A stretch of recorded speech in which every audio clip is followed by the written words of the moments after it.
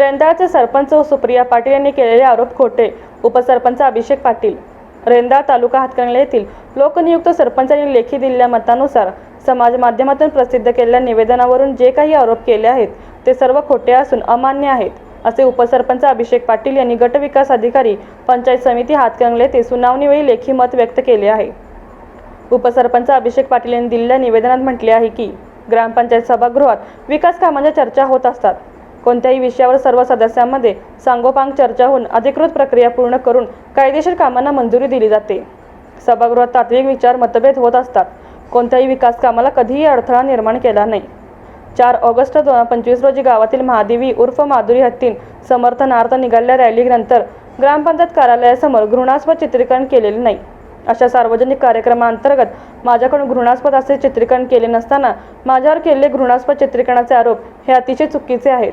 सरपंच यांनी जनतेला विकास कामाबद्दल दिलेल्या आश्वासनाची कार्यपूर्तता त्यांना न करता आल्याने राजकीय आकसापोटी व जनमानसातील प्रतिमा मलिन करण्याच्या हेतूने वैफल्यग्रस्त मानसिकतेतून त्यांनी अशा प्रकारचे मत व्यक्त केले आहे. ग्रामपंचायतीचे कामकाज पारदर्शी व्हावे यासाठी सभेचे कामकाज थेट प्रक्षेपणाने नागरिकांना दाखवण्याचे कामकाज केले आहे. आमच्या कार्यकाळात आजपर्यंत गावामध्ये 4 ते 5 ग्रामविकास अधिकारी यांना सेवेची संधी मिळाली असून प्रत्येक अधिकाऱ्यांना गावची व माझ्या कामकाजाची पद्धत माहिती आहे.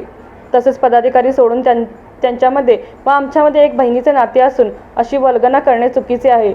या प्रकरणात वरिष्ठ विचारवंत प्रशासन सदर प्रक्रियेमध्ये योग्य रीतीने न्याय देईल याची मला खात्री आहे, असे उपसरपंच अभिषेक भाऊसो पाटील यांनी निवेदनाद्वारे मत व्यक्त केले आहे. कुंभशिल्प न्यूज प्रतिनिधी सुनील कुंभार, रेंदाळ, हुपरी. सरपंच यांनी जे काही आरोप केलेले आहेत ते निराधार व मला अमान्य आहेत. खऱ्या अर्थानं रॅलीमध्ये जो काही घृणास्पद छायाचित्रणीकरण केलंय असं त्यांचं जे मत आहे ते पूर्णपणे निराधार आहे व मला अमान्य आहे.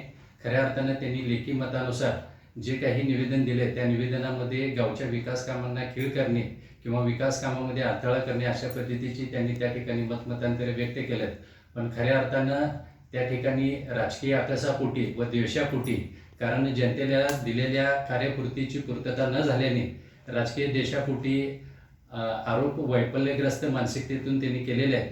ग्रामपंचायतमध्ये आणि सभागृहामध्ये काम करत असताना खऱ्या अर्थानं त्या ठिकाणी वैचारिक व तात्विक मतभेद असतात, परंतु ग्रामपंचायतच्या बाहेर खऱ्या अर्थानं पदाधिकारी सोडून त्यांच्यामध्ये आणि आमच्यामध्ये त्या ठिकाणी बहिणीचं नातं आहे. पण अशा पद्धतीचं नातं असणारे सुद्धा व्यक्ती अशा पद्धतीचं कृत्य करते याचा मला खेद वाटतो आणि निश्चितपणे आम्ही सर्व आरोप आम्ही या ठिकाणी फेटाळून लावतो.